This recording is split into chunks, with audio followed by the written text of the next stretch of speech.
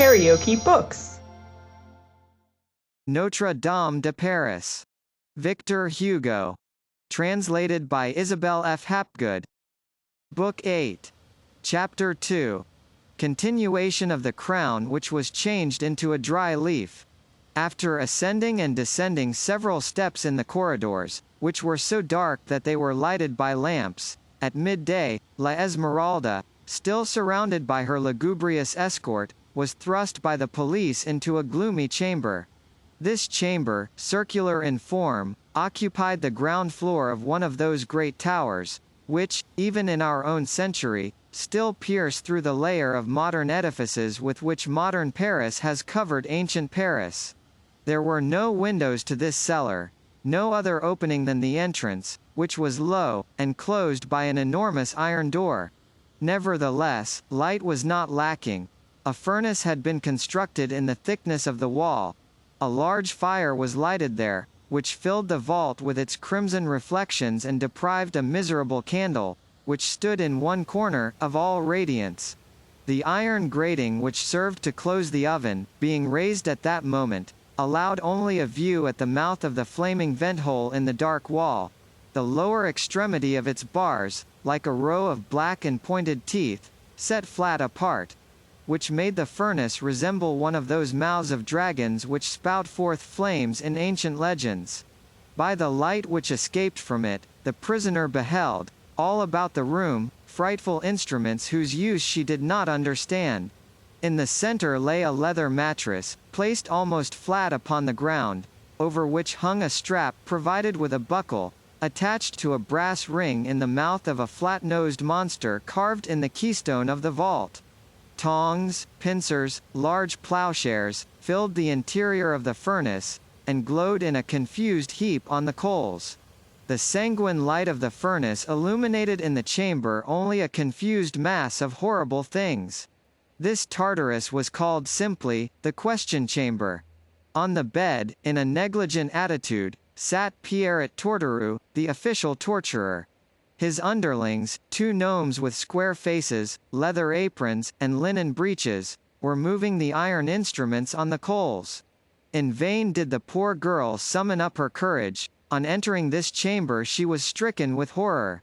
The sergeants of the bailiff of the courts drew up in line on one side, the priests of the officiality on the other.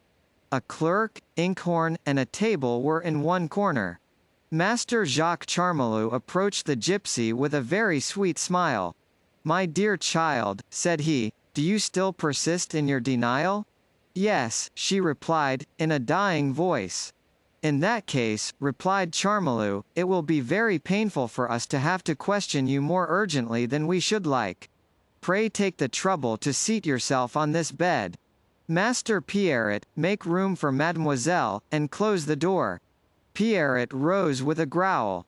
"If I shut the door," he muttered, "my fire will go out." "Well, my dear fellow," replied Charmolue, "leave it open then." Meanwhile, La Esmeralda had remained standing. That leather bed on which so many unhappy wretches had writhed, frightened her. Terror chilled the very marrow of her bones. She stood there bewildered and stupefied. At a sign from Charmolue, the two assistants took her and placed her in a sitting posture on the bed. They did her no harm, but when these men touched her, when that leather touched her, she felt all her blood retreat to her heart. She cast a frightened look around the chamber. It seemed to her as though she beheld advancing from all quarters towards her, with the intention of crawling up her body and biting and pinching her, all those hideous implements of torture, which as compared to the instruments of all sorts she had hitherto seen, were like what bats, centipedes, and spiders are among insects and birds. "Where is the physician?" asked Charmolue. "Here," replied a black gown whom she had not before noticed. She shuddered. "Mademoiselle," resumed the caressing voice of the procurator of the ecclesiastical court, for the third time, "do you persist in denying the deeds of which you are accused?" This time she could only make a sign with her head. "You persist?" said Jacques Charmolue. "Then it grieves me deeply, but I must fulfill my office." Monsieur le Procureur du Roi, said Pierrot abruptly, how shall we begin? Charmolue hesitated for a moment with the ambiguous grimace of a poet in search of a rhyme. With the boot, he said at last. The unfortunate girl felt herself so utterly abandoned by God and men, that her head fell upon her breast like an inert thing which has no power in itself. The tormentor and the physician approached her simultaneously. At the same time, the two assistants began to fumble among their hideous arsenal. At the clanking of their frightful irons, the unhappy child quivered like a dead frog which is being galvanized. "Oh," she murmured, so low that no one heard her. "Oh, my Phoebus." Then she fell back once more into her immobility and her marble silence. This spectacle would have rent any other heart than those of her judges. One would have pronounced her a poor sinful soul, being tortured by Satan beneath the scarlet wicket of hell. The miserable body which that frightful swarm of saws, wheels, and racks were about to clasp in their clutches, the being who was about to be manipulated by the harsh hands of executioners and pincers, was that gentle, white, fragile creature, a poor grain of millet which human justice was handing over to the terrible mills of torture to grind. Meanwhile, the callous hands of Pierrot Torterou's assistants had bared that charming leg, that tiny foot, which had so often amazed the passers-by with their delicacy and beauty, in the squares of Paris. "'Tis a shame," muttered the tormentor, glancing at these graceful and delicate forms. Had the archdeacon been present, he certainly would have recalled at that moment his symbol of the spider and the fly. Soon the unfortunate girl, through a mist which spread before her eyes, beheld the boot approach. She soon beheld her foot encased between iron plates disappear in the frightful apparatus. Then terror restored her strength. "Take that off," she cried angrily, and drawing herself up, with her hair all dishevelled, "mercy." She darted from the bed to fling herself at the feet of the king's procurator, but her leg was fast in the heavy block of oak and iron, and she sank down upon the boot, more crushed than a bee with a lump of lead on its wing. At a sign from Charmolue, she was replaced on the bed, and two coarse hands adjusted to her delicate waist the strap which hung from the ceiling.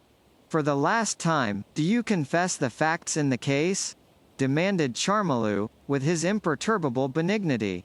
"I am innocent."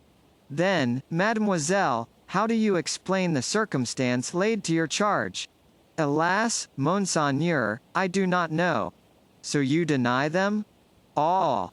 "Proceed," said Charmolue to Pierrot. Pierrot turned the handle of the screwjack, the boot was contracted, and the unhappy girl uttered one of those horrible cries which have no orthography in any human language. "Stop," said Charmolue to Pierrot. "Do you confess?" he said to the gypsy. "All," cried the wretched girl. "I confess. I confess. Mercy." She had not calculated her strength when she faced the torture. Poor child, whose life up to that time had been so joyous, so pleasant, so sweet, the first pain had conquered her. "Humanity forces me to tell you," remarked the king's procurator, "that in confessing, it is death that you must expect." "I certainly hope so," said she.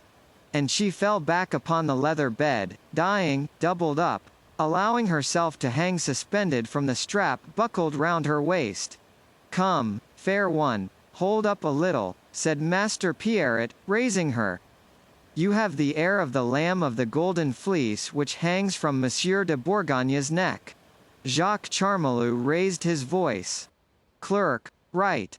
Young Bohemian maid, you confess your participation in the feasts, witches' sabbaths, and witchcrafts of hell, with ghosts, hags, and vampires?" Answer. "Yes," she said, so low that her words were lost in her breathing.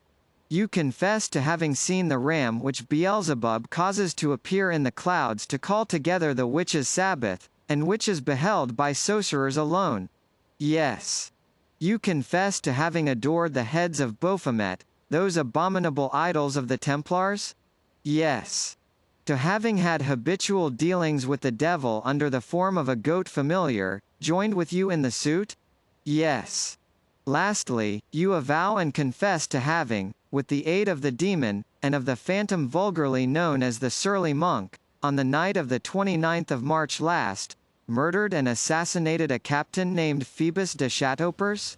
She raised her large, staring eyes to the magistrate, and replied, as though mechanically, without convulsion or agitation. Yes. It was evident that everything within her was broken. Right, clerk, said Charmolue. And, addressing the torturers, release the prisoner, and take her back to the court.